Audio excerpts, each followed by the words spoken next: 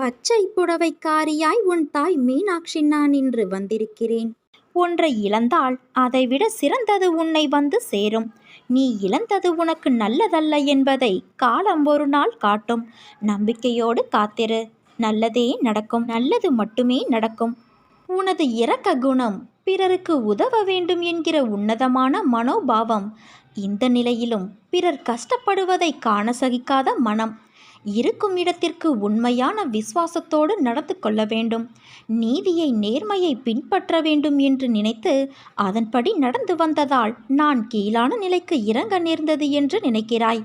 கெட்டவர்களும் கெடுமதி உள்ளவர்களும் நன்றாக இருக்கும்போது நல்லவர்களான நாங்கள் மட்டும் ஏன் கஷ்டப்பட வேண்டும்? கஷ்டத்தை மட்டும் ஏன் நீ எங்களுக்கு பரிசாக தர வேண்டும் என்று நினைக்கிறாய்? உன்னை போன்ற நல்லவர்கள் பலரும் இப்படித்தான் புலம்புகிறார்கள். இது இன்றோ நேற்றோ தொடங்கி நடந்து வருகிற விஷயமல்ல. காலகாலமாய் நல்லவர்கள் புலம்புவது தொடர்கதைதான். நல்லவர்கள் தங்களது எஞ்சியுள்ள கர்ம வினைகளையும் தீர்த்துவிட்டு முற்றிலும் சந்தோஷத்தை பெறுவதற்கே கஷ்டத்தை அனுபவிக்கிறார்கள். நான் உன்னிடம் பிரத்யட்சமாக விளங்கவே இந்த தற்காலிகமாக நடக்கும் கஷ்டம். ஏனென்றால் நான் நல்லவர்கள் மனதில் மட்டுமே வாழ முடியும். கெட்டவர்கள் மனதில் எனக்கு இடம் ஏது? இப்படி உன்னை கஷ்டப்படுத்தி நான் வாழ்வதால் என்ன பலன் என்று நீ நினைக்கலாம். நான் உன்னை பக்குவப்படுத்தி பெருமைப்படுத்துவதற்கு இதை உனக்கு வரப்பிரசாதமாக கொடுத்திருக்கிறேன்.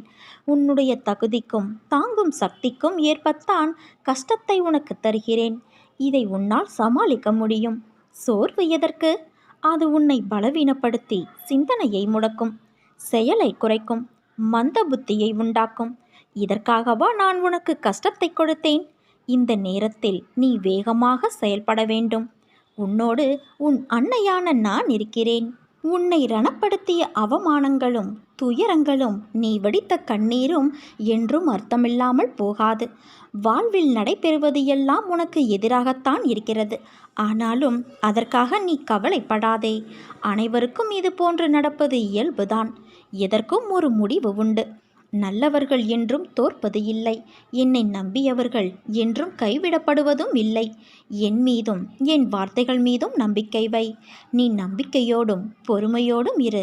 கஷ்டத்தை சகிக்க பழகு. எதையும் எதிர்த்து நில். உன்னை ஏமாற்றியவர்களை நினைத்து மனம் தளர வேண்டாம். இவையெல்லாம் இன்னும் சில காலங்களில் முடிவுறப் போகிறது. உன் நிலை மாறும். உன் அன்னையான நான் மாற்றுவேன்.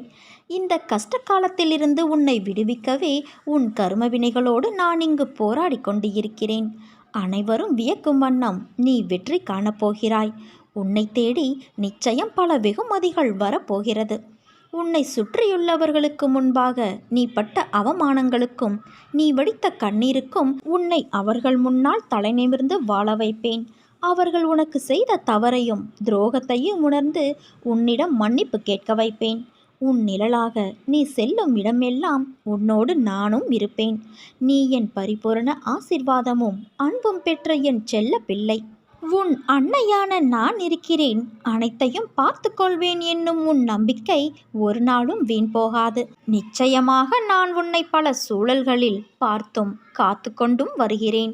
என் பிள்ளையே, நீ எப்போதும் தைரியமாக இருக்க வேண்டும். வாழ்வில் சில விஷயங்களை நீ பூதாகரமானதாக கற்பனை செய்து அச்சம் கொள்கிறாய்.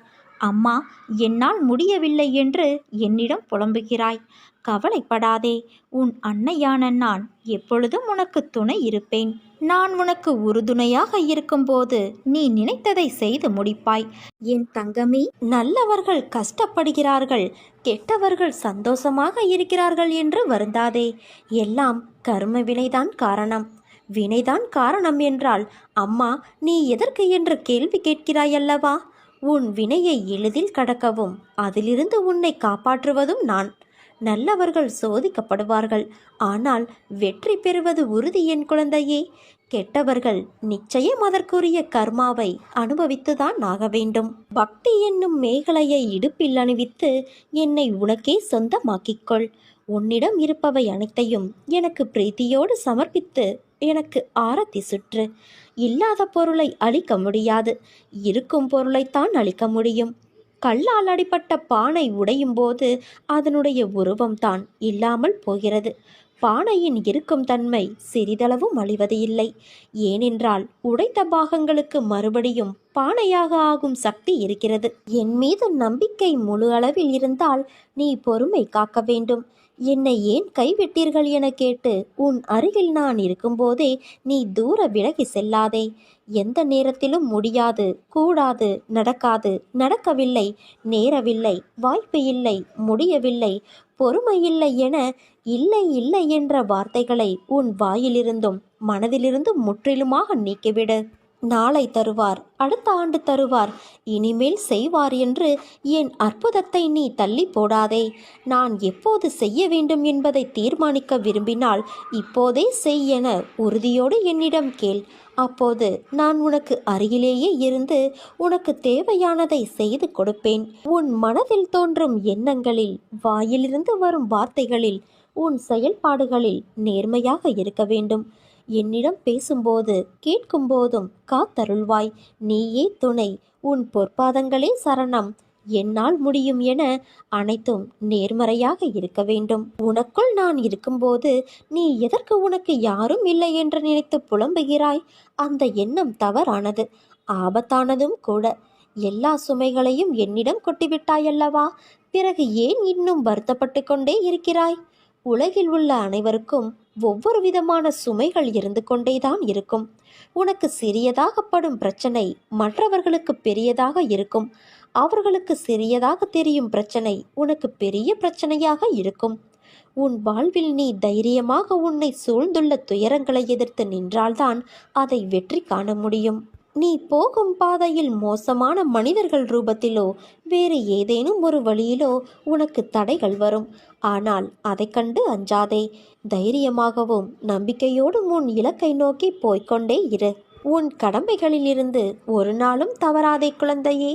பிறகு பார், நீ இதுவரை எதிர்த்த வேதனைகள் எல்லாம் இப்போது எப்படி காணாமல் போனது என்று நீ நினைத்து வியக்கும் அளவிற்கு நிச்சயம் மாறுதல்கள் நடைபெறும். நம்பிக்கையோடு நான் கூறும் வார்த்தைகளை பின்பற்று. நீ எதையெல்லாம் இழந்தாயோ நான் அதைவிட அதிகமாக உன்னை வந்து சேரும்படி செய்வேன். எல்லாம் தெளிவு பெற்று நீ வாழ்வில் முன்னோக்கி மகிழ்ச்சியாய் செல்லும் காலம் வந்துவிட்டது. இது உன் அன்னையான என்னுடைய சத்திய வாக்கு. அனைத்தையும் நான் பார்த்து கொள்கிறேன். நீ நிச்சயம் உச்சத்தை அடைவாய். எத்தனை சோதனை வந்தாலும் உன் அன்னை உன்னை கைவிட மாட்டேன் என்று நம்பிக்கையோடு நீ இருக்கிறாயே, உன்னை நான் எப்படி கைவிடுவேன்? உடல் அலைச்சல், மன உளைச்சல் உனக்கு ஏற்பட்டு இருக்கலாம். வாழ்வின் பாதையில் மாறி மாறி வரும் நிகழ்வுகளால் உன் பயணத்தில் இவைகள் எல்லாம் நிகழ்கிறது. ஆனாலும் உன் பாதுகாப்பை உறுதி செய்பவள் நான். என் நாமம் உச்சரிக்கும் உனக்கு ஒன்றும் ஆகாது. உன்னை சுற்றி எதிர்மறை அதிகமாகும் போது நீ கூடுதலாக கொஞ்சம் தியானம் செய்ய வேண்டும். என்னுடைய மந்திரத்தை நீ கொஞ்சம் கூடுதலாக உச்சரிக்க வேண்டும். நீ என்றும் என் பாதுகாப்பு வளையத்தில்தான் இருக்கின்றாய். அச்சமின்றி முன்னேறு. உனக்கு துணையாக உன் அன்னையான நான் வருவேன். உன் வாழ்க்கையில் நடக்கின்ற அனைத்தும் சூறாவளி காற்று போல உன்னை பந்தாடுகிறது என்ற உன் கதறல் என் காதில் எப்படி வீழாமல் இருக்கும்? உன்னை விட்டு நான் எங்கே செல்வேன்? என் பிள்ளையின் இதயத்தில்தான் என் உயிர் வாழ்கிறது. அப்படி இருக்கையில் நான் எப்படி வெளியேறுவேன்? நான் உன் இதயத்தில் இருப்பதை அறியாமல் இல்லை. கவலைகள், சோகங்கள், வேண்டாத எண்ணங்கள் என்று எல்லா எதிர்மறைகளையும் உள்ளே வைத்து கொண்டு இருக்கிறாய். ஏற்கனவே உன் இதயத்தை துன்பங்களால் நீ நிறைத்து வைத்துள்ளாய். அது போதாது என்று நடக்கும் எல்லா நிகழ்வுக்கும் எதிர்மறை எண்ணங்கள் வேறு உனக்கு உதித்து கொண்டு இருக்கிறது. ஒன்றை தெரிந்து கொள். எதிர்மறை எண்ணங்கள் என்பது காந்தக்கல் போன்றது. அதன் தன்மையே எல்லா எதிர்மறைகளையும் அதனுள் ஈர்ப்பதுதான். அதன் பிடியில்தான் கருமா என்ற வினைகள் சிக்கி அதில் தோன்றும் எண்ணங்களால் உன்னை தூள் தூளாக்கி உன் புத்தியை சிதற செய்கின்றது. அதன் கையில் உன்னை சிக்க விடாமல் உனக்குள்ளே இருந்து கொண்டு நான் யுத்தமிட்டு கொண்டே இருக்கிறேன். உன் இதயத்தில் உன் அன்னையான நான் வாழ்ந்து கொண்டே இருக்கிறேன் குழந்தையே. அதன் பொருட்டுதான் உன் இதய துடிப்பின் ஓசையாய் உணர்த்த நான் முயற்சி செய்கின்றேன். ஆனால் நீயோ ஓசை கேட்டும் உன் பிரச்சனைகளை அந்த ஓசைக்கு எதிர் ஓசையாய் ஒலிக்கிறாய். பிறகு எப்படி என்னை முழுவதுமாக நீ உணர முடியும்? உன் மனதில் துன்பம் என்ற திரையை வைத்து போத்தி வைத்துள்ளாய். அதை முதலில் தூக்கி எறி. அப்போது உன் மனதில் ஒரு பெரிய ஒளிச்சுடர் தெரியும். அதில் ஆனந்தத்தின் அருவியாய் பொழிந்து என்னை நீ பார்ப்பாய். உன் நிம்மதியை உணர்ந்து ஆனந்தத்தை உணர்வாய் என் குழந்தையே. பக்தி நிறைந்த உன்னுடைய பிரார்த்தனைகள் எப்போதுமே என்னை வந்து சேரும் என்பதை நீ மறக்காதே. உன் பிரார்த்தனைகள் அனைத்தையும் உன் அன்னையான நான் நிறைவேற்றுவேன். சேர்த்து வைத்த நல்ல குணங்கள் எதுவோ அது மட்டுமே உன்னோடு வரும், உயர்ந்த கதியை நல்கும். அதனால் பிரம்ம ஞானத்தினால் பெறும் பயனை நாம் இவ்விதமாகவும் பெற முடியும். என் சொற்களை நீ மறந்து விடாதே குழந்தையே. ஒவ்வொரு செயலும் விளைவிலேயே முடிகிறது. விளைவில்லாத செயல் என்று உலகத்தில் எதுவுமே கிடையாது. அதனால் செயலிலேயே விளைவும் மறைந்து இருக்கிறது. அதில் எந்தவித சந்தேகமும் இல்லை. ஆனால் எதை எப்படி செய்கிறோம் என்பதை பொறுத்து அதற்கேற்ற பலன் சரியான காலத்தில் தானாக வரும் என்பதால் பலனை பற்றி கவலைப்பட அவசியமில்லை. விதைத்தது அவரை என்றால் விளைவது துவரையாக முடியாது. அதனால் அவரை விதைத்தவன் என்ன பயிர் விளையும் என்ற கவலை இல்லாள்வது அர்த்தமற்றது. எதுவுமே உன்னை தொந்தரவு செய்ய முடியாமல் நீ எப்பொழுதும் மகிழ்ச்சியாக இருக்கும்போது உன்னுடைய பிரார்த்தனை ஒரு நாள் நிச்சயமாக நிறைவேறும். மனிதன் பிறக்கும்போது அவன் சுய தர்மமும் கூடவே பிறந்து விடுகிறது. ஒருவன் எதற்காக படைக்கப்பட்டானோ அதை செய்வது அவன் சுய தர்மம். ஒருவனுடைய சுய தர்மம் அவன் உண்மையான இயல்பையும் மனப்போக்கையும் ஒத்து அமைவது. அந்த சுய தர்மத்தை ஒட்டியே அவன் திறமைகளையும் பெற்றிருப்பான். அதை செய்வதாலேயே அவன் அமைதியடைய முடியும். இதில் உயர்ந்தது தாழ்ந்தது என்று ஒன்றும் கிடையாது. சுலபம் சிரமம் என்று எல்லாம் கணக்கிட்டு எடுத்துக்கொள்வதோ தள்ளிவிடுவதோ கூடாது. நீ நம்பிக்கையோடு இரு. உன் அன்னை நான் இருக்கிறேன். எவருக்கும் தெரியாமல் நீ சிந்தும் கண்ணீரை நான் அறிவேன். பேருக்குத்தான் ஒரு புன்னகையை நீ முகத்தில் வைத்திருக்கிறாயே தவிர ஊருக்கு நீ படும் துன்பங்களும் வேதனைகளும் தெரியாது. உனக்கு ஆறுதலாக பேசுவது போல சிலர் உன்னிடமே நடித்து நாடகமாடிக்கொண்டு இருக்கிறார்கள். அது அனைத்தையும் நான் அறிவேன் குழந்தையே. உன் உள்ளத்தையும் நான் அறிவேன். என்னையன்றி இந்த உலகில் உன்னை யார் அறிவார்? நீ எதற்கும் கலங்காதே. என் வார்த்தைகள் மீது நம்பிக்கை கொள். ஏன் இத்தனை கேள்வியும் கொதிப்பும் உனக்கு இருக்கிறது? உன் மனதில் இருக்கும் அனைத்தையும் உன் அன்னையான நான் அறிவேன். அது எப்படி? நான் பெற்றெடுத்த என் பிள்ளை நீ. உன்னை விட்டு எப்படி போவேன் என்று நீ நினைக்கலாம்? உன்னை வலுப்படுத்தவே நான் வந்துள்ளேன். நீ அறிந்தது இந்த ஒரு ஜென்மத்தில்தான் நான் உன்னோடு இருக்கிறேன் என்று. ஆனால் எல்லா ஜென்மத்திலும் உன்னோடு தான் நான் இருந்தேன். உன் உயிரின் அகண்டமாய் உன்னோடு நான் இருப்பேன். உனக்கான எல்லாம் நான் தருவேன். கொஞ்ச காலம் பொறுத்து கொண்டாய். இன்னும் கொஞ்சம் பொறுத்துக்கொள் என் குழந்தையே. உன்னை புறக்கணித்தவர் உன்னை தேடி நீ காட்டிய அன்பானது தூய்மையானது என்று உணர்ந்து வருவார்கள். உன் அன்புக்காக ஏங்கி உன் அருமையை புரிந்து கொண்டு வருவார்கள். உன் ரணப்பட்ட மனதிற்கு மருந்தாக உனக்கு நான் சுகம் பெற செய்வேன். இப்போதுள்ள மனநிலை கஷ்டங்களை பார்த்து மறத்து போய் கண்ணீர் வற்றி இருக்கிறாயல்லவா?